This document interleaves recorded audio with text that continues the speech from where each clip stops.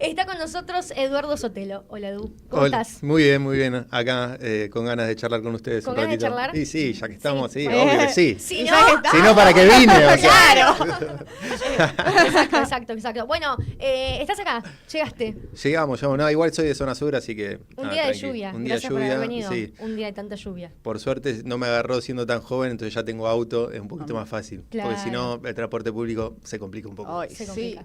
¿Estuviste mucho así, tipo, haciendo entrevistas o preparándote, yendo bajo la lluvia? No, todo lo de las entrevistas y los medios, digamos, es de estos últimos años y sobre todo la repercusión en redes sociales, porque cuando uno a veces empieza a tener seguidores es como llama más la atención, sí, ¿no? Claro. Y llama más la atención de los medios o en este caso también de los políticos y demás. Pero no, de joven me mojaba para ir a laburar, como todo, digamos, para estudiar, digamos, cuando iba al 18 acá en Banfield y me tomaba colectivo o iba en bicicleta.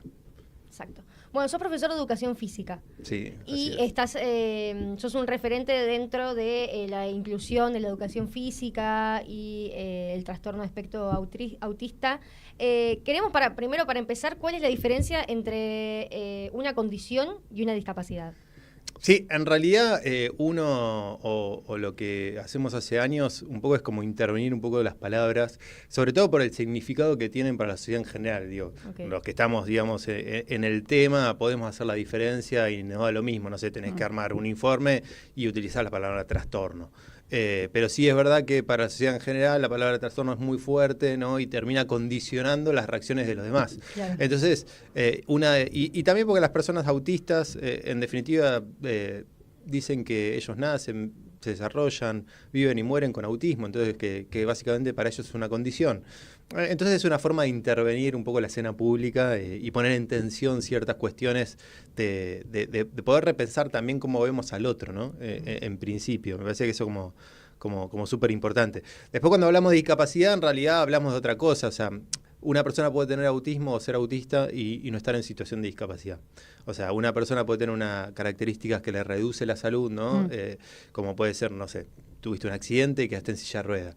El tema es que cuando te sucede eso, ya no podés elegir dónde irte de vacaciones porque tenés que empezar a pensar lugares que contemplen esa silla de ruedas.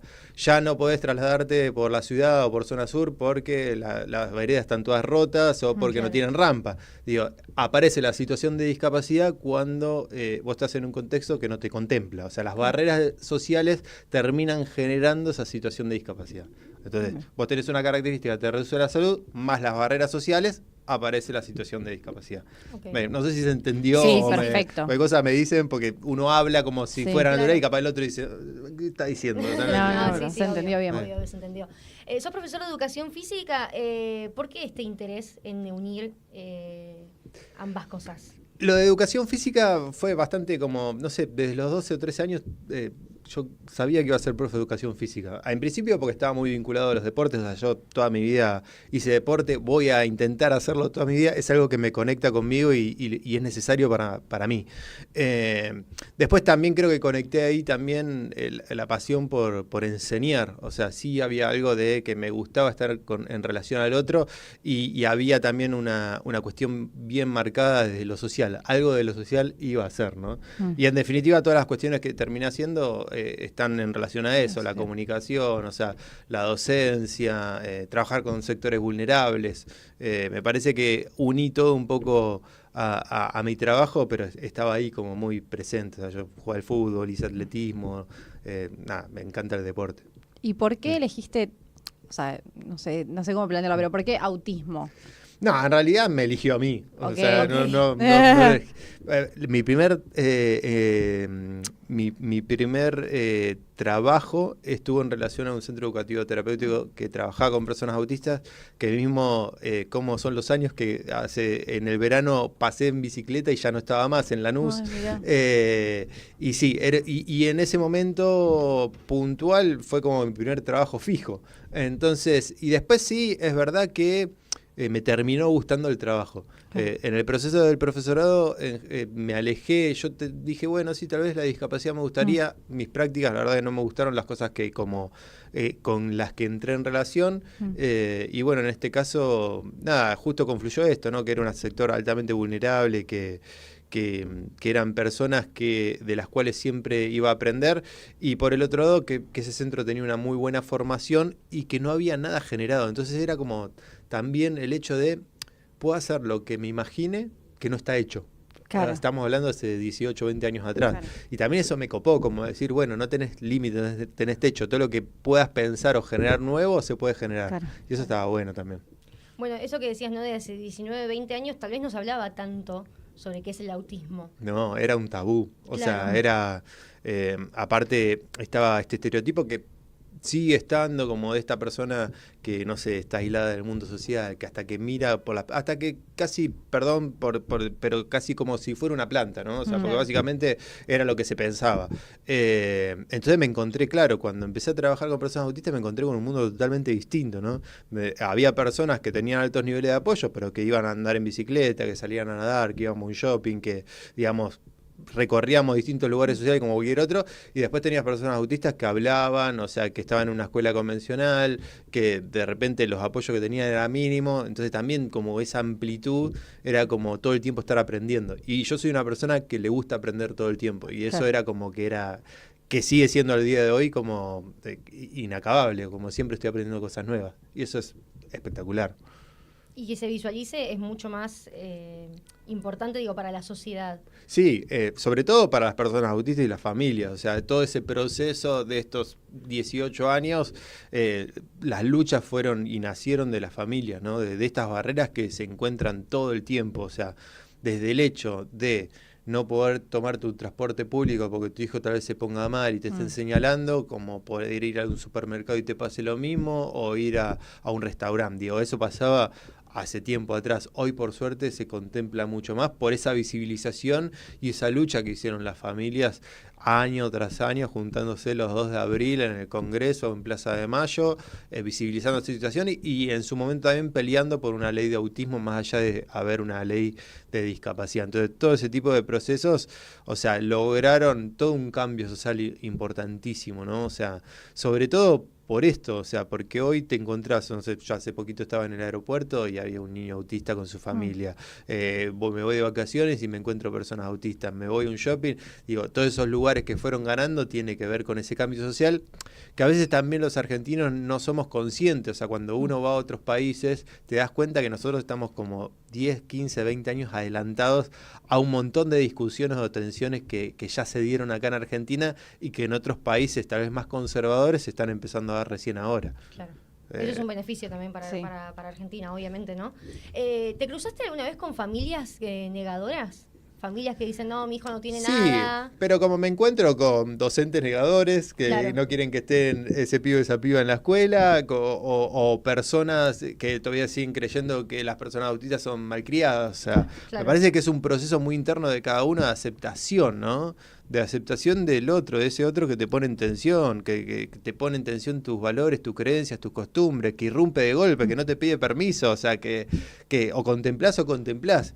Y eso es un proceso de tiempo, ¿no? O sea, ni hablar que hablamos de un proceso donde se pone en juego muchas expectativas. O sea, uno cuando, no sé, ustedes estaban hablando recién de pareja, bueno, vos... consciente o inconscientemente pones expectativas en el otro o te imaginás cosas.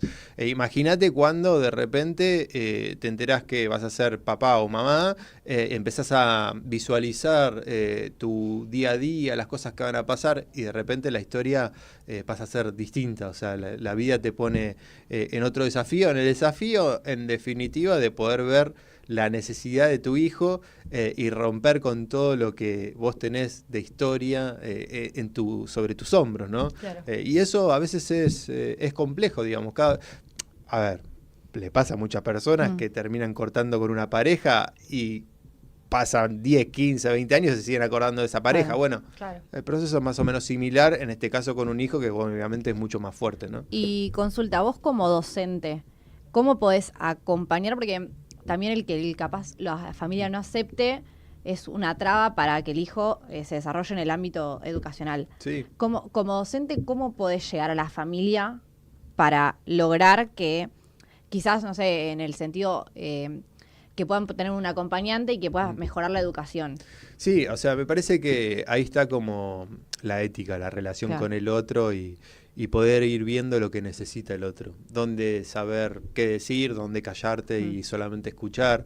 Y eso también es un arte. O sea, yo ese aprendizaje tal vez no lo tuve tanto desde el ámbito educativo. Yo cuando me voy de este centro que les contaba, empecé a trabajar con muchos equipos multidisciplinares, sobre todo en situaciones de trabajo en domicilio. Entonces estaba muy vinculado al ámbito de la salud. Y tuve la suerte de trabajar con muchos profesionales que tenían mucha experiencia, sabían mucho y aprendí mucho de cómo ir llevando la conversación, cómo mirar al otro, mirar la comunicación no verbal, qué cosa está preparado y hasta qué punto también poner un límite, ¿no?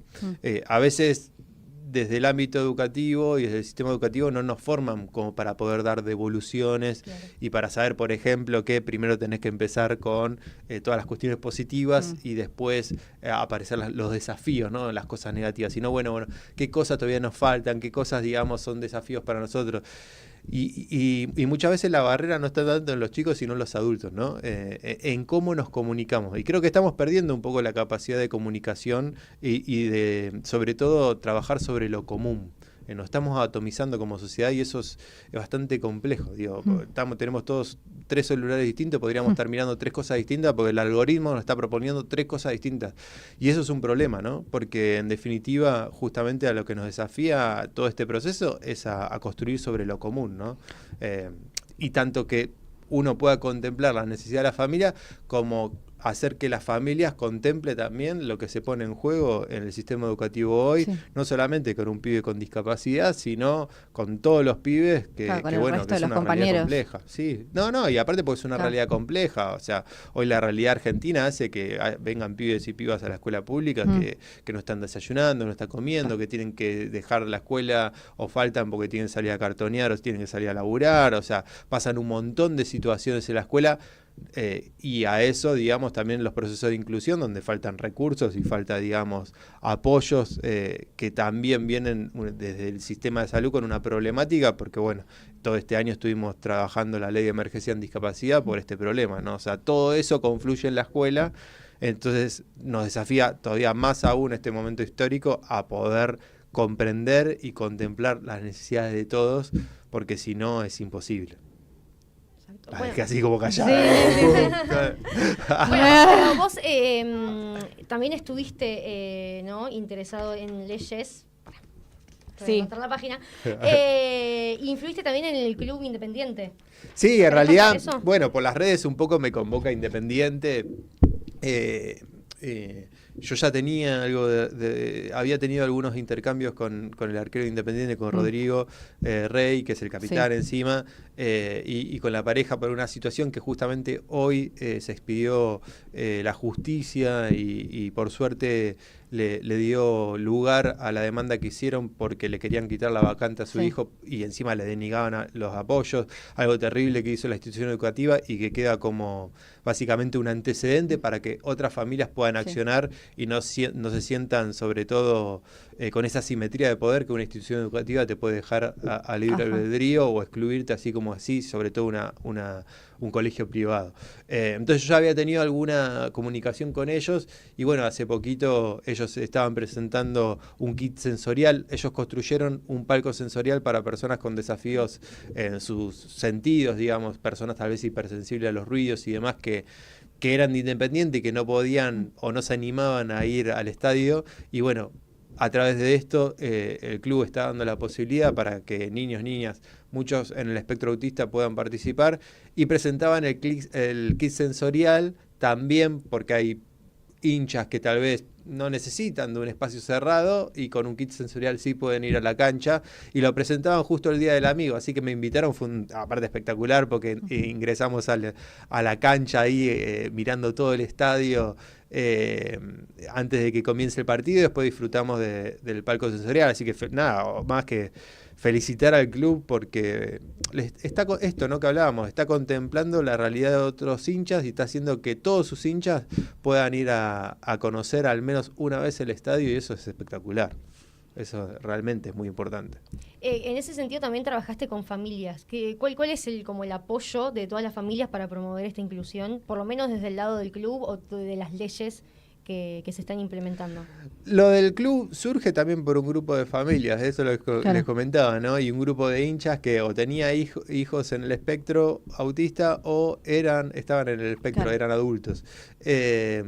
Y yo siempre digo lo mismo, o sea, yo lo que intento hacer es estar siempre del lado más débil, o sea, de las personas con discapacidad y de sus familias. Y en ese sentido yo, en la medida que puedo, como impulso y trato de ayudar.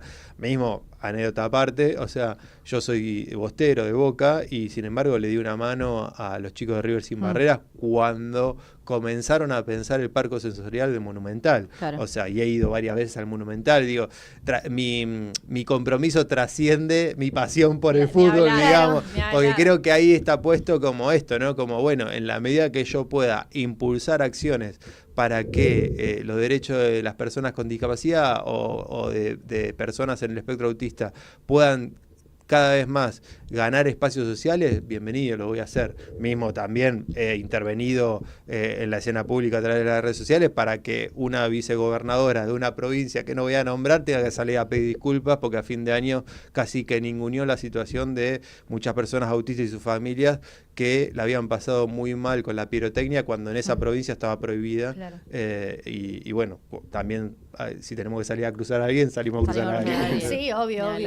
Esto que decías cuando llegaste a la cancha y veías todo, que era como medio una locura. ¿Qué sentiste en el momento de todo el impacto que eso genera, como pasar de profesor de educación física a todo lo que generaste con el palco sensorial y todo? No, dijiste, o sea, en general, o sea, todo lo que me pasó en estos últimos años, yo soy como un agradecido. O sea, mismo vengo de estar 12 días en México, que recorrí 4 ciudades, o sea, la gente me trata fenomenal, o sea, yo siempre digo, o sea, yo pasé de dar talleres de formación, esto no lo conté nunca, pero lo conté en privado, pero pasé de dar talleres de formación a que mi trabajo hoy no solamente sea ir y dar el taller, es ir, sacarte foto, escuchar a la gente, o sea, cosas que antes no era parte de, o sea, porque hay gente que te está esperando a vos para poder, aunque sea compartirte un cachito de su vida.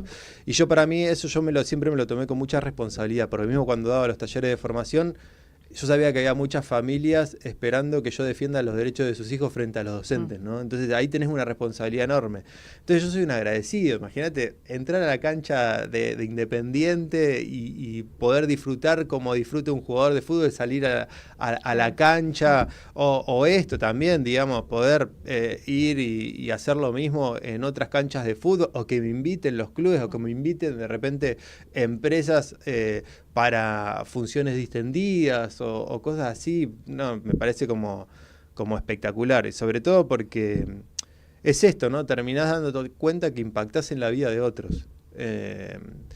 A veces con las redes sociales te parece que son números los que tenés, pero no son personas, ¿no? Y a veces uno pierde noción de eso y te das cuenta cuando te lo hacen ver y decís, ya no me pudiera tomar una cerveza tranquila. Claro. Bueno, claro. Pero nada, lindo, la verdad que yo soy un agradecido, o sea, imagínate, como decíamos, un profe de educación física que habla de autismo. Claro. ¿Y cuál fue el momento en que hiciste el clic de que estabas pasando o llegando y trascendiendo a las familias? Como, ¿hay algún momento que dijiste, che, mirá lo que estoy logrando? Cuando te empiezan a conocer por la calle, claro. O sea, o de repente estás con tus hijos bajando del auto y se te pone a hablar un pediatra de desarrollo del Garrahan, che, qué bueno lo que hace ese, que toque el otro, y tus hijos te miran como diciendo, papá, queremos llegar a casa. O sea, como en esas cosas, en esas situaciones, te das cuenta que hay algo que estás generando, que está bueno. Y a veces no tanto, digo, yo no soy como de esas personas que hablan solo para caer bien. O sea, yo tomo posición en ciertas situaciones y también utilizo eso que construí en las redes para poder marcar agendas si se tiene que marcar agenda. Porque creo que parte de eso tiene que ver con mi compromiso social. Entonces, en ese sentido, no, tiene que ver con eso. Cuando te empezás a cruzar con gente o de repente, no sé, se te acerca alguien para sacarte una foto y te temblando. Y vos decís, pero ¿qué estás temblando? ¿En qué momento? Claro, pues, ¿en qué momento? Digo? Pero bueno, hay cosas que generan las redes o esa distancia que no sabes lo que le provoca al otro y lo que le pasa en la cabeza al otro. Y yo soy una persona, así como estoy charlando con ustedes, común y corriente. O sea, también tengo eso. Me puedo estar sentado con el presidente de cualquier país, me importa nada. O sea, para mí es un ser humano igual que los demás. Pero básicamente en ese tipo de situaciones. Bueno, dentro de todas las cosas que fundaste y que hiciste, que seguís haciendo, vos sos el director del programa Aprendiendo a Jugar. Sí. En este último tiempo me alejé un poquito, o sea, el proyecto sigue un poquito sin mí. Primero porque tenemos un equipazo espectacular, digamos, la verdad que construimos ahí un equipo hermoso y súper comprometido. Y después por el otro lado porque, nada, en este último año y medio yo estuve como bastante expuesto por la ley de emergencia de discapacidad y demás, y no quería tampoco que eso influya a otras personas. Una cosa cuando de repente las situaciones que vos asumís te terminan afectando a vos. Y otra cosa es cuando afectan a otros. Y yo no quería que eso suceda, entonces por eso hablé con el equipo y lo que dije fue que me iba a correr un poquito, pero bueno, es un proyecto hermoso donde vemos más de 150, 200 pibes y pibas en el espectro y que damos muchas oportunidades, ¿no? Lo más lindo que te pasa, sobre todo trabajando con personas autistas, es como ese proceso de ver la primera vez de irse todo un día fuera de sin la familia, por la primera vez de irte de campamento y que duerman por primera vez fuera de sus casas, que nunca veían tal vez ese niño o esa niña autista dormido fuera de la casa de mamá y papá, no de sus abuelos. O la primera vez que vaya a una colonia, o la primera vez que te agarre de la mano, o sea, y se vaya contento y vos ves a la mamá que se emociona y vos te preguntás, bueno, ya no me pregunto, pero ¿por qué se está emocionando? Y bueno, se está emocionando porque es la primera vez que su hijo o su hija agarra de la mano a un tercero y se va contento. Y vos decís, es un montón. Y sí, y por eso también les decía que me tomo muy en serio a veces lo de las formaciones y demás y la responsabilidad, porque conozco ese tipo de situaciones, ¿no? Cuando de repente un pibe se ensució y le mandás la foto a la mamá y no lo puede creer y vos estabas jugando con el pibe, ¿no? Hace un tiempo, harán de esto como unos 14 años. Bueno, es un tiempo. Montón. Es un tiempo, no es un tiempo. Claro. Pero estaba jugando con un pibe, estábamos jugando con varios chicos y en un momento el nene utilizaba anteojos y se los rompo, ¿no? Entonces, cuando viene la mamá, yo medio como diciendo, bueno, ¿cómo le digo? Claro. Entonces agarro y le digo, le rompí, estábamos jugando y nos tiramos al pasto y le rompí los anteojos. Y me dice, Edu, no te das problema. Si se los hizo jugando, porque es la primera vez que estás jugando con otro. Claro. Y ahí entendí todo, ¿no? Claro. Que tiene que ver con esto. Claro. ¿Qué te iba a decir, hablando del programa, cuál es el objetivo del programa de Aprendiendo a Jugar? Facilitar sobre todo la comprensión del juego social. Este juego que nosotros lo tenemos muy habituado como el juego de persecución, la mancha, ese tipo de juegos. Si ustedes se ponen a pensar, no hay nada ahí que te diga que es una mancha. Entonces uno, si se despojara de ese conocimiento, podría de repente decir que están solamente corriendo o que es divertido empujar al otro por la espalda. Nosotros le damos sentido a eso porque hay normas sociales implícitas y las personas autistas tienen desafíos en poder comprender esas normas sociales implícitas. Nosotros damos acceso como a ese tipo de aprendizaje que después se termina transformando en un deporte, porque en definitiva, quitarle un objeto al otro y llevarlo a un lugar determinado es el fútbol, es el básquet, pero eso nace de un juego de persecución. Si yo no comprendo el juego de persecución, no voy a comprender cosas más complejas. Entonces, el objetivo nació con ese objetivo y después, obviamente, que también el objetivo es que los chicos y chicas puedan también construir un lugar de pertenencia donde pasarla bien, donde disfrutar, donde se amplíen este tipo de experiencias, como les comentaba anteriormente, ¿no? Que puedan tener la oportunidad de ir a un shopping por primera vez, a jugar al bowling y que sepan qué tipo de talla utilizan, porque en general ni siquiera saben eso porque la familia se lo resuelven, ¿no? Entonces, como ampliar todo ese tipo de situaciones sociales y sobre todo que lo puedan hacer en un lugar seguro y con apoyos, ¿no? Para que tengan una experiencia positiva y después puedan decidir si les gusta o no les gusta. Pero ese es el objetivo principal. Esto que decías del shopping, ¿no? Hoy en producción hablábamos sobre Carrefour, viste que tiene como una hora, ¿cómo es que se llama? Una hora la hora silenciosa. La hora silenciosa, sí. exactamente eso.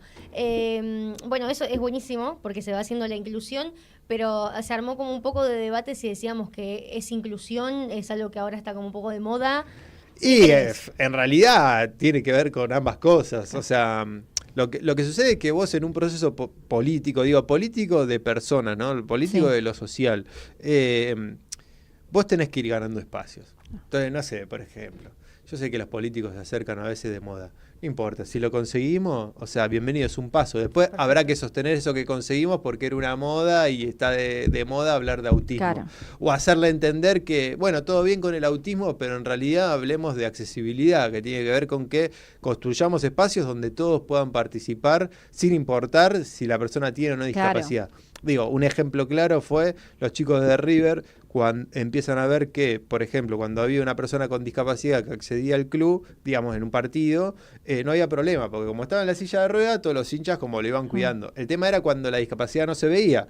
Bueno, pasaban, digo, pibes con síndrome de Down, autismo y demás, los pasaban por encima y se los llevaban puestos. Pero después se dieron cuenta y dijeron, bueno, pero no solamente le pasa a las personas con discapacidad, le pasa también a un adulto mayor, a una persona que tiene un hijo, una hija muy chiquito. Entonces armemos, en vez de un corredor solamente para personas con discapacidad, familiar, ¿no? Lo que hicieron fueron pensarlo de manera universal y accesible. Entonces, estas son oportunidades para decir, está buenísimo, pero bueno, vayamos un poquito más. O sea, uno lo que querría es, bueno, o lo que piensa es, bueno, toda la familia de pibes con discapacidad o con autismo ¿pueden ir a ese horario que plantean? No. Entonces, digo, pensemos lugares un poquito más amables, o de repente que, no sé, Carrefour, que le debe costar nada, que tenga, no sé, reductores de sonido en la puerta y que alguien los pueda agarrar o pedir para poder transitar, digo, y tal vez eso sea más efectivo que una hora. Pero bueno, tomemos eso como valor y como un puntapié. Después está como la discusión, ¿no? Pero, digo, en definitiva, yo siempre tomo como si es una acción progresiva, bienvenida. Entonces, sigamos un pasito más. Claro, tal cual. Me parece que tiene que ver con eso. Con que se sostenga en el tiempo es como... Sí. Me parece que de última, si se pone de moda, es porque la potencia de ese colectivo fue fuerte. O sea, porque en general el sistema capitalista... muchas veces a las luchas potentes sociales las quiere convertir en moda para que después se subestime. Mismo muchas veces se habla como de la inclusión como una moda, las personas autistas ahora son una moda, y en realidad si te pones a analizar, cada una de esas batallas culturales fue potente y modificó algo. Entonces nada, si quieren pensar que es una moda, la realidad es que cuando uno tiene un diagnóstico de autismo, la persona sufre y se le reduce la salud. Y eso me parece súper importante para no banalizar esa situación. Pero nada, es así. Bueno, sí, en ese caso, o sea, mi mamá es docente y me contaba esto de que, por ejemplo, tiene familias que vienen y le dicen que cuando va, no sé, el nene al dentista, no lo quieren atender y lo mandan a un dentista especialista en autismo porque... como que en cierto punto le hacen vacío. Sí, todo el tiempo. Terrible. Es un odontólogo, es una... hace poco me contaba una mamá que al joven, a su hijo, que era un joven autista, lo sedan. Entonces ella pide por favor ir en la ambulancia para que cuando se despierte la pueda ver. Se niegan a esa situación. El joven se despierta, se desregula, empieza a romper todo. Y solamente era contemplar de que puede ir la madre, ¿no? Entonces, y por eso cuando yo les decía que se encuentran con muchas barreras sociales, es porque realmente, digo, y no podés estar todo el tiempo pensando en un especialista sino tiene que contemplarse como pensamos que en la educación puede haber docentes que contemplen la diversidad. En este caso, estamos hablando de un médico odontólogo, de un neurólogo, de un médico de emergencia, digamos, en todo sentido. Porque las barreras son muy, muy, muy grandes. Es impresionante. Y por eso también me desafió el colectivo a decir, pucha, tenemos que luchar por todo. Por todo, por literal. todo, Porque no solamente importan las familias, sino esto que decíamos de los médicos, porque siempre que hay, una condición o una discapacidad, es como que la familia te acompaña, pero después tenés el médico que tarda en contestarte, los de la obra social que te ponen 3.000 trabas, los de la farmacia que si no está firmado de la misma manera, entonces uno no solamente tiene que conllevar con su enfermedad, sino con todas las trabas que te ponen todos alrededor. Claro. Y ponele chicos que son autistas, tienen a sus padres o un familiar, pero un adulto, por ejemplo, con autismo, que tal vez no entiende, se enfrenta con todas esas cosas que como que nadie te prepara. O un adulto que, digamos, en general todos se entienden. Sí. Digamos, a veces está la imposibilidad de poder comunicarlo de manera oral. Pero quienes pueden o quienes tienen menos niveles de apoyo, o sea, sufren igual que una persona con altos niveles de apoyo, con discapacidad intelectual severa asociada. Porque las barreras que se encuentran son sumamente importantes, y mismo tenemos el caso de hace 2 semanas de un joven autista que se suicidó en la UBA. En la UBA, sí. Y encima tenemos que tolerar que creo que era psiquiatra, en un programa en televisión abierta, salga casi a decir que era culpa de la familia de él por haber decidido estudiar en la UBA. Cuando en realidad, si hay una persona que tiene un diagnóstico, tiene el mismo derecho a acceder a una universidad que cualquier otro, con los apoyos y recursos que necesita. Y de última, hay que cuestionar, no que alguien haya decidido ingresar en un lugar hostil, sino al lugar hostil. ¿Por qué es hostil? ¿Por qué tenemos una sociedad que es hostil, que es violenta, que es, digamos, insensible a las necesidades del otro? Pero también es insensible cuando les conviene, porque cuando vos te necesitas que sean sensibles con vos, lo pedís. Entonces, en realidad es una sociedad egoísta. Y en ese sentido también es terrible, porque imagínate que este psiquiatra en un canal muy visto de televisión, dando ese mensaje, y también tenemos que salir a discutir con profesionales que supuestamente están en relación a la salud mental y que terminan reforzando ideas que no son así, porque la víctima es víctima, no es victimario. ¿No? Obvio. Si lo fomenta un especialista, ¿qué queda de la demás? Además, estamos grandes, chicos, vayan a la facultad a estudiar. Claro. Si encima, claro, por favor. Claro, anda a estudiar, sentate, escuchar la clase y andate. ¿Qué tanto de discriminar? Tenemos un montón de comentarios. Caro pone, hola, Edu, un capo. Ferretería JM Juan Castellano pone, genio Edu, soy papá de Mellis de 4 con autismo, aprendo mucho de vos y sé que tengo mucho por aprender, gracias por tus consejos. Ay, bueno, muchas gracias. Sí, bueno, qué bueno que se hayan conectado a escuchar un poquito. Sí. La verdad que la familia siempre agradece mucho, ¿no? Las redes a veces, son últimamente un quilombo, pero también sirven para democratizar mucho la información. Y a veces lo que uno comparte con tan poquito, o lo que le parece que no va a impactar tanto, al otro que tal vez no tiene ese conocimiento, le termina cambiando la vida, le termina resolviendo un problema. Mismo hace poquito compartí un método para atarse los cordones, y la cantidad de familias mandándome videos de los hijos que habían aprendido por primera vez a atarse los cordones, y nada, yo lo hice casi de inocente, lo hago para que sume un poquito más, y a veces no te das cuenta de eso, y en ese sentido las familias y las personas autistas conmigo siempre son como muy, muy cariñosas, ¿no? En general. Claro. Sí, hay mucho hate también. Sí, un montón. ¿Cómo haces? Porque tus redes están reactivas. Dijiste que sos papá, ¿o no? Sí. Bueno, sos padre, hace poco estuviste en México, das conferencias también, y las redes llevan un montón de tiempo. ¿Cómo haces para dividirte en todo eso? Es complejo. Lo de las redes es a veces... ¿cuál es mi tema? Que yo hace muchos años que estoy en las redes, entonces tengo mucho contenido generado. Claro. Y al tener mucho contenido generado, mucho se recicla, no me lleva mucho tiempo. Sí, es verdad que estoy en un momento donde ya no debería manejar las redes yo, porque ya es como un caos. Sí. Un community manager para Edu. Claro. Pero me cuesta mucho también dejarlas, porque tengo una forma como, yo siento como muy particular mía, y aparte entiendo mucho los algoritmos. Entonces también tengo miedo de delegar eso. O sea, si yo delegaría, igualmente estaría como metido. Claro. Entonces como, bueno, se me juega eso, es una cuestión que tengo que trabajar yo. Claro. Después por el otro lado, tengo mi pareja que me banca en todas, y en eso, digamos, tener la libertad de poder, libertad entre comillas, porque la verdad que este fue el único viaje largo que hice. en la medida que puedo voy y me vuelvo en el día o al otro día, o sea, los viajes los intento hacer lo más rápido posible. Mismo recuerdo hace muchos años, la primera vez que me invitan a un congreso, yo veía que los disertantes se iban, ¿viste? Sí. Y yo decía, ¿por qué se van? Estamos en Jujuy, hermoso, o sea, claro, porque querían hacer lo suyo, irse. Claro, yo ahora voy, hago lo mío y si puedo irme para estar con mis hijos y con mi familia, lo hago. Y después, nada, el desafío de ser padre, como todo, digo, yo en mi casa soy papá Edu con mis desafíos, con mi, digamos, con todo, ¿no? Pero bueno, intento también poder como equilibrar. Claro. Tengo la suerte de tener como un trabajo muy sin tantas obligaciones, y eso me permite poder estar en casa, poder, digamos, el momento que puedo, llevarlo a los chicos si puedo a la escuela, irlos a buscar, como en eso soy un privilegiado y bueno, nada, lo disfruto, pero intento tener ese equilibrio en general. ¿Crees que haber tenido tanta interacción con niños y profesor te facilitó para el momento de paternar? ¿O nada que ver? No, nada que ver. ¿Es otra cosa? Yo en mi casa soy papá, o sea, mismo, o sea, porque se te pone en juego lo emocional, tu historia, o sea, las relaciones que tuviste, digamos, modelos de crianza.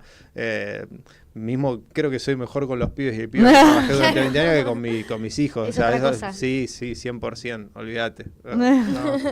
Bueno, esto que decías, vos también das diplomaturas, ¿no? Capacitaciones. ¿Cómo diseñás todas esas diplomaturas y las charlas? Sí, en realidad fueron como surgiendo muy progresivamente. O sea, a mí me pasa algo que cuando tengo algo que decir lo tengo muy claro y sale, y cuando no. Entonces, todo lo que son los procesos de formación fueron decantando en la medida que también fui acumulando experiencia y conocimiento y relaciones sociales que me permitieron también construir conocimiento. Yo sí soy como muy afortunado de haber conocido personas muy reconocidas en distintas áreas y de aprender mucho, ¿no? De sentarme a escuchar y de repente decir, chao, loco, estoy hablando con el presidente mundial de la educación especial y el tipo, ¿viste? O cosas así que me pasaron que fueron únicas y que vos te sentás y escuchás y aprendés. Entonces fue como decantando, esos procesos la verdad que fueron decantando y después armando equipos para poder desarrollar y sobre todo impactar. Mi objetivo es como es ese, ¿no? Como intentar cambiar la mayor cantidad de vidas posibles y de que haya docentes o profes que puedan dar oportunidades a pibes y pibas con discapacidad o en este caso en el espectro autista. Entonces fuimos desarrollando distintas estrategias o formaciones para poder llegar a eso, porque uno tiene un tiempo limitado, o sea, puede llegar a ¿cuánto? En mi máximo, cuando trabajaba de manera individual, que no trabajaba en escuela ni nada, llegaba a 25, 28 pibes. O sea, ahora estamos impactados. Sí. Que era un montón laburando en la semana, era un montón literal. Pero bueno, ahora impactó muchas más vidas. Claro. Entonces, o cuando de repente tenés la posibilidad de trabajar con una provincia o el Ministerio de Educación de un país, y bueno, el impacto que puede tener es un montón y yo percibo eso, ¿no? En la medida que puede impactar más, mucho mejor. ¿Y qué herramientas les das a las personas que están en formación de educación como inclusiva? ¿Qué consejos les darías? Como así medio por arriba, ¿no? No, o sea, yo siempre lo que busco es poder cambiar la narrativa, ¿no? Esta cosa de ver al pibe con un problema o ver al pibe con un diagnóstico a poder ver a ese pibe con un nombre, con una historia, digamos, a que puedan conectar con él, con sus necesidades y vincular, ¿no? O sea, eso que es tan básico para el ser humano, muchas veces la vorágine y en esta sociedad lo estamos perdiendo. Y justamente las personas autistas vienen a poner en tensión las relaciones sociales, ¿no? Y para mí eso es lo más lindo de todo, o sea, poder entender que una persona te puede decir te quiero sin decírtelo o sin darte un abrazo, claro, con una mirada o con un gesto simple, o de repente que vos te pueden invitar a su casa a comer y podés estar 4 horas sin hablar y haber compartido la mejor tarde de tu vida con amigos y que no está lo establecido. Y para mí se juega eso, o sea, y me parece súper importante ese cambio de narrativa para poder darte la oportunidad. Porque yo también me encuentro con muchos docentes que dicen, no, la verdad que los primeros meses la pasé re mal, ¿sí? Salía corriendo, se ponía a llorar, me agredía, y después de 8 meses el nene sale corriendo, mira a la maestra o al profe y la va a abrazar y te dicen, o sea, me volví a conectar con la educación, o sea, con lo más puro y básico de la educación, que es la relación con el otro. Vos cuando decís ser docente, decís estar al servicio del otro. Y justamente las personas autistas te dicen, bueno, si vos decidiste eso, necesito eso. Claro. ¿No? Y a veces vamos perdiendo, claro. Y la sociedad también está perdiendo esa relación con el otro. Digo, cuando vos de repente estás por la calle y te da lo mismo si hay una persona comiendo de la basura o durmiendo en la calle, es porque uno, a veces para que no le duela, termina como alejándose de eso, pero a veces porque no le importa. Y ahí está como eso, ¿no? Como para mí es lo más lindo de todo y lo más desafiante cuando a veces uno no se anima. Entonces, para mí cambiar la narrativa es súper importante. Exactamente. Bueno, ¿y vos qué oportunidades ves para el futuro de la inclusión en Argentina? Qué complicado. ¿Complicado? Ok, cambiemos de pregunta. No, estamos complejos con el momento histórico, digo. Digamos, encontramos un movimiento cultural o social que justamente es de abandono hacia el otro o es de violencia al otro y de individualización de tu propia vida. Entonces uno a veces se siente como un salmón, ¿no? Yendo como contra la corriente, proponiendo volver a construir comunidad, trabajar sobre lo común, o sea, no desligarte o desvincularte de la relación con el otro y lo que le pasa al otro, o sea, contemplar la necesidad del otro y no la tuya. Digo, hay un mundo que hoy plantea derechos humanos para los propios, pero no para los ajenos. Entonces, en ese sentido hay una disputa. Yo siempre soy muy optimista, más allá de eso, de tener como un análisis del sentido de si elijo comunicar y elijo transformar es porque creo que es posible, ¿no? Y es hacia donde yo voy a intentar ir siempre, intentar convencer a la mayor cantidad de personas o construir un colectivo tan fuerte que permita poder avanzar sobre ciertos derechos o ciertas políticas públicas que sean progresivas para los derechos de las personas con discapacidad, que en definitiva y en última instancia son los derechos humanos. O sea, también en el fondo lucho por los derechos de mis hijos y mis hijas y el futuro o el mundo que yo deseo para ellos. Claro, no solamente esos derechos también serían para las personas con espectro autista, sino como, por ejemplo, los acompañantes terapéuticos, que les pagan 2 mangos y lleva, o los maestros, como que lleva un montón de esfuerzo y le pagan tipo 2 pesos. Sí, esa es la maldita sociedad que, digamos, sobrevalora algunas cosas y no otras, ¿no? Es muy loco lo que está pasando, por ejemplo, con el Garrahan, que de repente vos tenés tal vez a los mejores profesionales de Argentina trabajando o decidiendo trabajar en la educación no, en la salud pública, ¿no? En un lugar donde se atiende justamente a nuestros niños y niñas con altas complejidades o situaciones difíciles y que solamente el Garrahan muchas veces te las resuelve, o sea, y están mal pagos. Yo tengo una pediatra conocida que me decía, Edu, yo no puedo trabajar 8 horas todos los días por 1,5 millones de pesos, o sea, cuando es una persona hipercalificada que ganaría 6 veces más en el ámbito privado. O sea, uno quiere encontrar como un equilibrio, sobre todo si lo decide hacer por vocación, ¿no? Estar en ese espacio más allá después de tener tu espacio privado y hacer la diferencia si querés. Entonces, en ese sentido, es como bastante compleja la situación.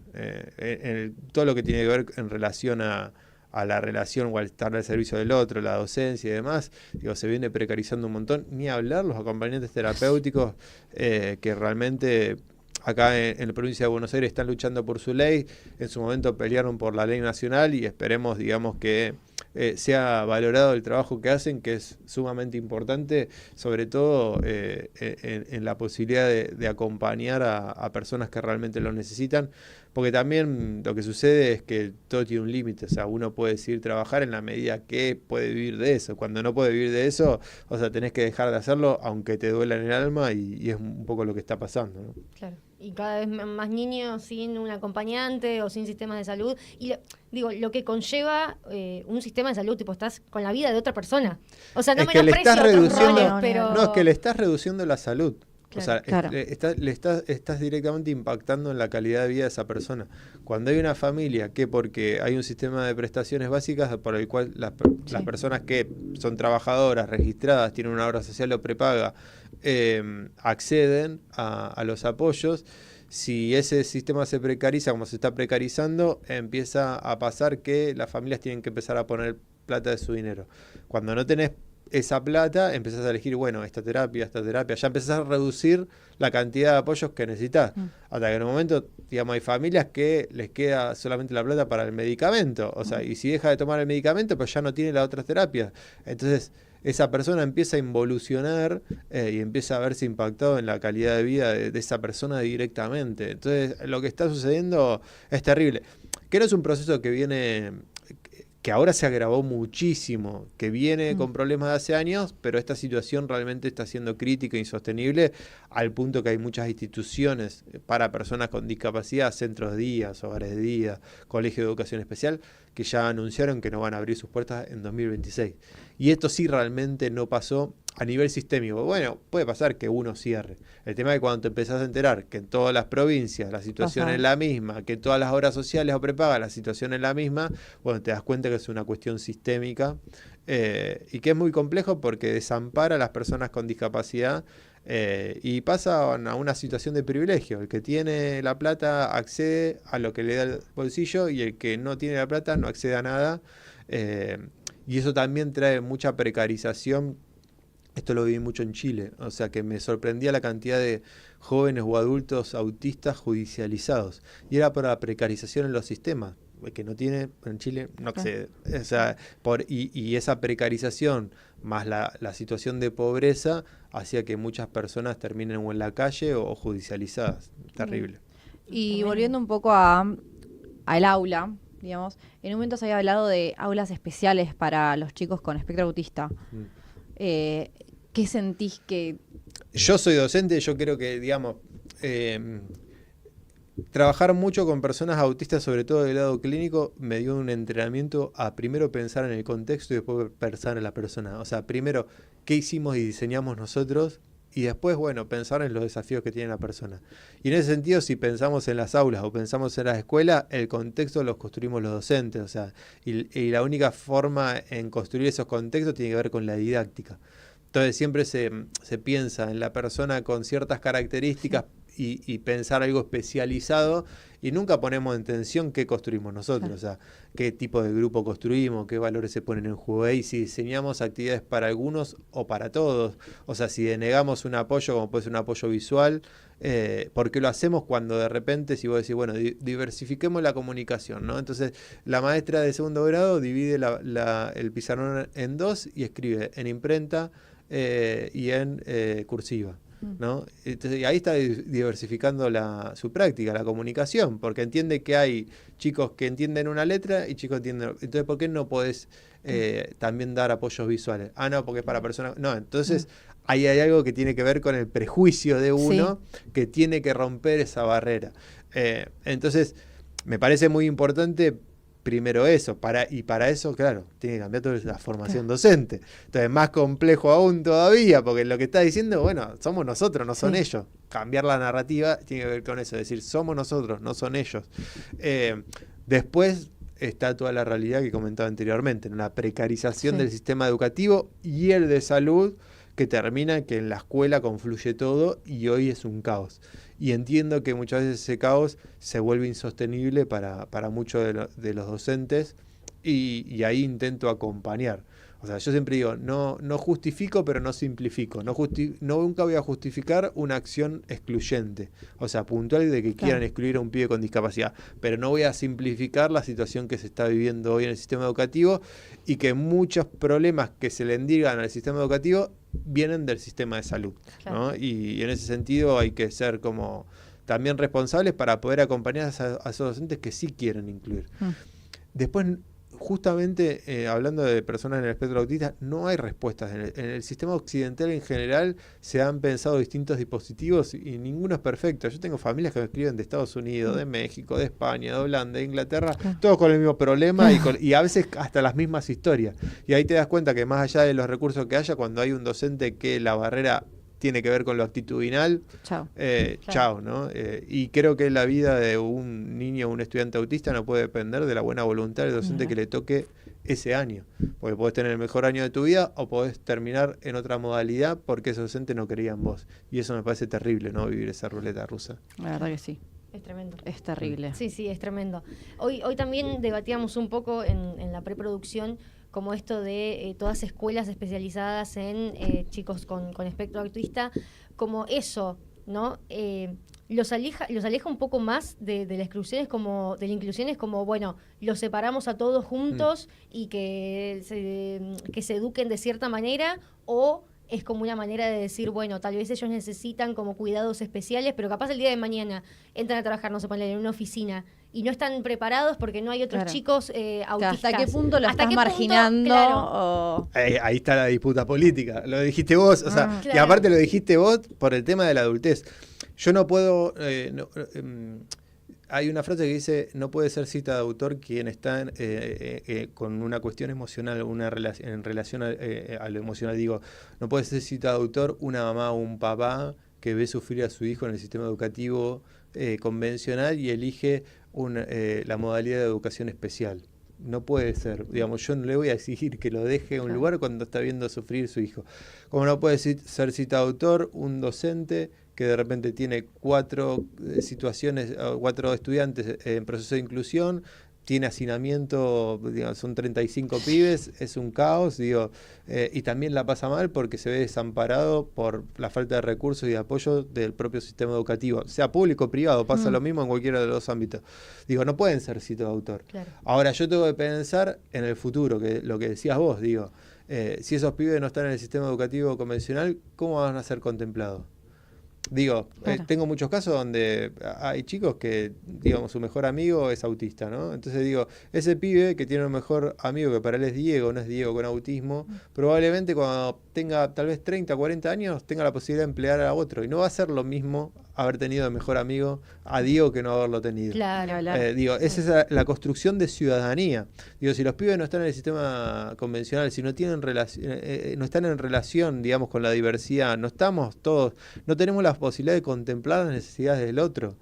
En general pasa, cuando te pasa que de repente escuchás a una persona trans y las situaciones de vida que vive en el día a día, a mí me pasa como hombre, yo no sé las situaciones, o el miedo muchas veces que le produce a la mujer caminar por la calle porque le dicen cosas, lo tienen naturalizado. A mí nunca se me ocurrió, pero no vivo esa situación, no la puedo contemplar en la medida que me la digan y yo tomarme en serio lo que me están diciendo, ¿no? Y decir, bueno, es necesario para esta persona esto. Y en este sentido, para mí se juega ahí algo muy tensionante, que si no es tan difícilmente que se contemple, ni hablar que cuando vas a buscar un trabajo en el CV no es lo mismo que diga que te recibiste de una escuela de educación especial que diga que tampoco es lo mismo. Y yo tengo que pensar en eso, en la medida que tenga la posibilidad de intervenir y de poder discutir políticas públicas, yo tengo que pensar en eso. Porque la otra es, con esto no estoy demonizando la Escuela de Educación Especial y creo que hay muchos estudiantes que necesitan otro tipo de modalidad. No creo que sean la mayoría. Claro. Creo que son algunos. Y en ese sentido, vemos la consecuencia del proceso de la modalidad de educación especial, que en su momento fue muy virtuosa. Fue virtuosa en el sentido de dar acceso a la educación, pero la realidad es que el 90% de los adultos con discapacidad están desempleados. Entonces, ahí vemos el resultado de que estén al margen. Claro. Entonces, nosotros tenemos que construir otra cosa. Esto que veníamos hablando de la hora silenciosa, de las funciones distendidas, de que los pibes estén en un restaurante de vacaciones, que Aerolíneas tenga un lugar particular en Ezeiza donde puedan esperar las familias. Bueno, esto se generó en base a la Convención de los Derechos de las Personas con Discapacidad y entender que somos el contexto, no aislarlos. Claro. Entonces, ahí tenemos también el resultado virtuoso. Obviamente que el sistema educativo es un poco más complejo y es más difícil de cambiar, también porque las generaciones que tenemos este pensamiento recién ahora estamos llegando a lugares de poder, ¿no? A decir, no, nosotros vemos la escuela desde otro lugar. Claro. Y también eso también es un proceso, ¿no? ¿Sentís que hay que replantear un poco el sistema educacional? Sí, full, sí, pero también entendiendo la precarización y esa ruptura que por suerte no terminan de romper. Cuando uno viaja por Latinoamérica te das cuenta que hay mucha diferencia entre la educación privada y la pública. mucha. En el pago del docente, un docente de escuela privada puede ganar 3 o 4 veces más que el de una escuela pública en algunos lugares de Sudamérica y de Latinoamérica, cosa que en Argentina eso no sucede. O sea, hay tal una vez, diferencia, pero... Claro, hay una diferencia Sí. muchas veces depende obviamente de los colegios y demás, pero obviamente en las cuestiones de los paros, de las asistencias, de una continuidad, pero en la calidad de los docentes no está esa diferencia, Claro. ¿no? Y en ese sentido creo que hay que replantear el sistema educativo, hay que replantear la sociedad que tenemos hoy y sobre todo hay que tener decisiones políticas para hacer eso, ¿no? Que me parece súper importante porque no está dando respuesta para nadie muchas veces el sistema educativo hoy, no solamente para las personas con discapacidad.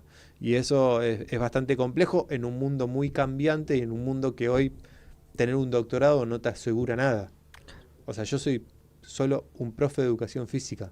O sea, no tengo otro título. Y ahí dice, pero ¿cómo no tengo otro título? Soy profe, Claro. nada más, de Profe, formación claro. docente. Sin embargo, doy clases en una universidad, sin embargo, incido en políticas públicas, sin embargo, logré hacer un montón de cosas construyendo otro tipo de situaciones, otro tipo de poder en el sentido de las redes sociales, de comunicar, de que puedo tener un montón de conocimiento sin certificarlo. O sea, lo certifico, obvio, y las personas sobre todo me siguen porque lo que escuchan saben que pasa Sí. y les sirve. O sea, pero digo, hoy la realidad es totalmente distinta. O sea, y si no contemplamos esas lógicas, imagínate que le están enseñando a pibes Sí. que tienen todo el conocimiento al alcance de un Celular, touch. sí, sí. Claro. Eso va por otro lado. Ferretaria... Tengo acá más cerca. Ferretería JM. Ahí está. Dice, Edu, los mellizos tenían acompañante a través de un centro. Feluma cerró en octubre dejando sin acompañantes antes de terminar las clases. Muchos chicos fueron afectados. Sí, Claro. sí. En estas semanas cerraron varios centros y 300, 500 pibes con Hay un montón. autismo, con discapacidad se quedaron sin acompañante. ¿No? La situación que está sucediendo es realmente terrible. Por eso a veces uno se indigna cuando solamente hablan de números. Estamos hablando de seres humanos que están perdiendo los apoyos y en este caso de pibes y pibas que si no tienen ese apoyo muchas veces no pueden ir a la escuela o pueden acceder a la escuela pero sin el apoyo, o sea que la van a además pasar el mal cambio igual. constante de... Y la relación, o sea, vos Sí. pensás que ese niño construyó una relación con esa persona y ese acompañante que de un día para el otro lo dejó porque, digo, hay familias que tal vez pudieron sostener ese acompañante porque le pudieron pagar el sueldo de su bolsillo, pero hay otras muchas familias que no. No. Entonces la situación realmente es de mucho abandono y realmente es terrible. Hay veces que me indigno, por suerte estos días, estas casi 2 semanas en México me hicieron como salir un Claro. poco del mood porque a veces te indigna, ¿no? Y las familias encima te cuentan lo que viven en el día a día que es terrible. Entonces sí, hay una situación que es muy compleja, ¿no? Y que es muy compleja porque está por un lado la cuestión de la legalidad y lo legal y la relación con el otro. A veces te encontrás con situaciones de decir, bueno, nada, los centros, muchos no tenían los papeles en orden o no tenían las condiciones necesarias, pero esas condiciones necesarias no las tenían porque hace 1 año y medio, 2 años que se vienen ajustando hace Todo. muchos años, pero estos últimos 2 años deliberadamente, este año no se actualizó nada el sistema de prestaciones básicas, o sea, el nomenclador, el valor Sí. Sí. que le cubre a la persona con discapacidad un acompañante en la escuela. Por ende, los centros también precarizaron su servicio porque si no tenían que cerrar. Entonces, ahora lo vienen a controlar cuando precarizaron el servicio, por ende no tienen las cosas en regla. Y controlarlos en esa situación hace que 500, 600 pibes se queden sin... Entonces, el gobierno que te dice, nosotros controlamos. Claro, pero antes precarizaste la situación, por ende, o sea, hiciste que esas instituciones incurrieran en cuestiones ilegales o que no tuvieran todas pero las condiciones las generaste vos. Claro. ¿Cómo es lo que va a pasar ahora con bueno, no me quiero meter en otro tema, pero la reforma laboral, Sí, digo, sí, obvio, ya sí. tenés un montón de trabajadores que laburan 12 horas. Sí. Los vas a blanquear, pero vos ya venís en una situación de precarización. De hace muchos años sí, pero esta situación es terrible. O sea, yo voy a la carnicería, a veces me da vergüenza pedir 1 kilo de peseto, porque el otro está pidiendo churrasco. Claro. O sea, entonces, y eso uno lo vive en el día a día, en la situación, en el ROCA, digamos, en general. Sí. Y bueno, nada, es una situación en discapacidad que bueno, es muy compleja y que es muy heterogénea también. Ahí también ponen, nosotros podemos pagar 2 acompañantes, pero muchos no pueden. Claro. Estos gastos y los chicos abandonan el jardín porque no están preparados. Claro, encima el jardín, tipo educación básica. Claro, o sea, no, y aparte la desesperación, porque también la otra cuestión que plantea este sistema o el sistema que vamos es, todo bien, capaz que vos haces el esfuerzo para poder pagar todo, pero después, si tus hijos de repente terminan siendo, ojalá que no, pero digamos, necesitando un nivel de apoyo alto o siendo dependientes, le vas a pasar esa deuda al hermano. Claro. ¿No? Y eso me hizo ver un grupo de familias. Y cuando me dijeron, nosotros vamos, ahora no solamente tenemos que pensar qué va a ser de nuestro hijo a futuro, sino a quién le vamos a dejar esa deuda. Eso es terrible. Es terrible. Digo, claro, y uno tiene el privilegio de poder pensar en eso a futuro, porque hay familias que están resolviendo los problemas del día a día, ¿no? Y que no pueden pensar a futuro. Por eso cuando de repente se discute condición o trastorno, digo, somos privilegiados, lo que podemos discutir es esa tontería. Cuando de repente tenés una mamá que está viendo a su hijo comiéndose las heces con la boca, ¿no? Entonces, digo, a veces incurrimos en discusiones que al final del día no cambian en nada. Lo que cambia es la acción que vos haces ahí con esa familia y cómo le mejora la calidad de vida. Eso, exactamente. Aparte es eso, es básicamente sacarle calidad de vida 100%. a alguien. O sea, vos perdés un apoyo. Es claro. Como, ustedes no tienen, pero es como que si utilizás el anteojo y yo se los quitase. Sí. ¿No? Y después, y también tomás una medicación, bueno, ya te quitaron los anteojos, pero seguís tomando la medicación, pero y encima después te quito la medicación. O sea, empezás a perder apoyo, empezás a perder calidad de vida, tu vida empieza a ponerse en riesgo. Y eso es lo que está sucediendo y que a veces no se termina de comprender la situación. Y a veces también es como, está esta creencia de, igual lo voy a resolver, ¿no? O sea, no sé, no tengo un acompañante en la escuela, bueno, termino en la escuela de educación especial, pero cuando de repente, y termina yendo a las terapias, bueno, pero después ya no puedo pagar las terapias, entonces me paso a un centro educativo terapéutico que tengo la escuela y las terapias, y si cierro el centro educativo terapéutico, digo, o sea, a veces se piensan que siempre va a haber una solución ¿no? Y siempre se puede estar peor. O sea, lamentablemente, esto conozco como la realidad de Latinoamérica y sé que se puede estar peor. Y a veces muchas familias en Latinoamérica me dicen, Edu, o sea, no puedo creer lo que les está pasando, espero que no lleguen a la situación en la que vivimos nosotros en el día a día. Y eso es realmente terrible. Como hay muchas familias de Latinoamérica también que me dicen, Edu, la verdad que admiramos la lucha que tienen porque acá no estamos tan organizados. Y decimos, no te creas que estamos tan organizados, pero bueno, sí, tenemos como a veces ciertas batallas. Hay algo que sí, que uno que hay personas que deciden, digamos, luchar y ponerle un límite a algo, ¿no?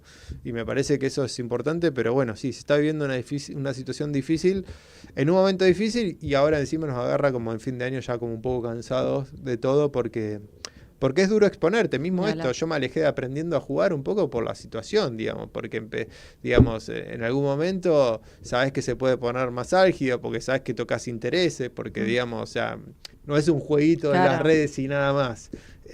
Digo, eliminamos un veto presidencial, más allá de que el gobierno siga incumpliendo la ley, que es algo terrible también para pensar como sociedad, ¿no? Como de repente un gobierno puede no cumplir una ley legitimada por el Congreso, pero volteamos un veto presidencial después de 22 años. O sea, lo que hizo el colectivo no es poca cosa, pero bueno, tenemos que seguir luchando y vamos a seguir luchando, aunque no quede otra. Obvio, sí. Leíamos un estudio que decía que un doctor anunciaba que en los últimos 30 años hubo un aumento del 6.000% de personas con autismo. ¿Eso crees que es porque se viralizó el tema o no? Creo que es multifactorial. Ya se sabe hace 20 años que el autismo es epigenético, que implica que hay un componente hereditario, digamos, genético, y después hay otros componentes que tienen que ver con el contexto, ¿no? Que a veces determina o no a que se presenten las características autistas. Entonces, y hay un montón de estudios hace un montón de tiempo. O sea, pero bueno, a veces uno por las redes no lo puede plantear, porque también hay otra cosa que tiene que ver con que el que quiere creer algo lo va a creer. Si quiere darle, digamos, hay toda una cuestión con las vacunas. Ya se ha súper descubierto el tema de las vacunas, o sea, y de que la persona que construyó ese estudio lo hizo para vender otro tipo de vacunas y generar negocio, fue penalizado. Después puede haber casos puntuales que tienen, digamos, cierta predisposición y la vacuna termine detonando características autistas, puede ser, pero no son todos los casos en eso ni se generalizan. Sí hay mucha más información, mucho más conocimiento, se llega más rápido al diagnóstico, hay muchos adultos siendo diagnosticados hoy en día, el diagnóstico es diferencial, es muy distinto en varones y en mujeres y en adultos, y eso se ha avanzado un montón.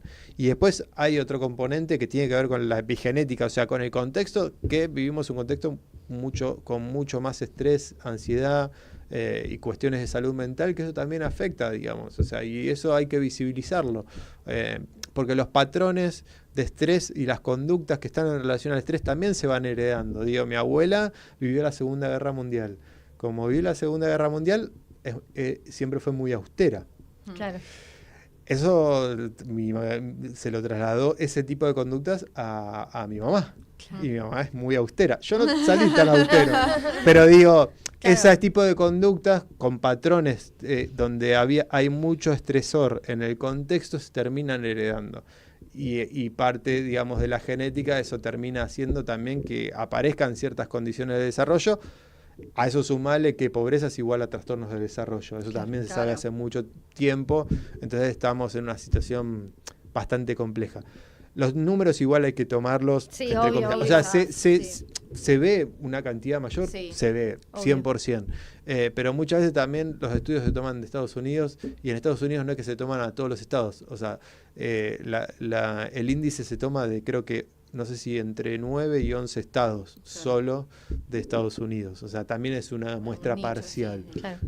Pero bueno, se ve, creo que nos está diciendo algo de cómo vivimos como sociedad.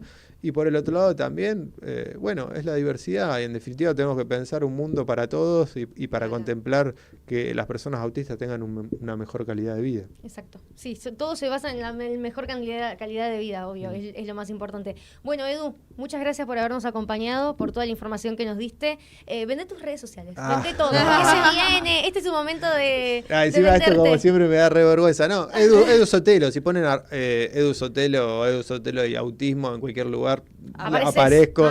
Pero si no, digamos, mis redes son @edu_sotelo. Exacto. Así que nada, gracias por la charla. Muchas gracias. Muchas gracias. ¿Alguna capacitación que se venga ahora? Claro. No, ahora la semana que viene, bueno, este fin de semana no, pero la otra estoy viajando a Esquel, así que voy a estar por Esquel ahí dando una capacitación por primera vez en Esquel. Después el próximo domingo, el domingo 7, voy a estar en un congreso en La Plata que hace la Fundación Fletney, que va a estar muy lindo también. Y el 11 voy a estar en San Lorenzo, en Santa Fe. Y el 8... No, el 8 no lo puedo decir, lo voy a decir. Voy a estar festejando la semana de la discapacidad con un club importante de fútbol argentino. Muy bien, ok. Estaremos atentos. Hay que seguir a Ojalá que sea San Lorenzo. Bueno, cerramos con el último comentario. Lucía dice, para mí, Edu, comparte información real y herramientas que se pueden aplicar. Bueno, muchas gracias. Bueno, gracias, Edu, por haber venido. A ustedes, en serio, gracias.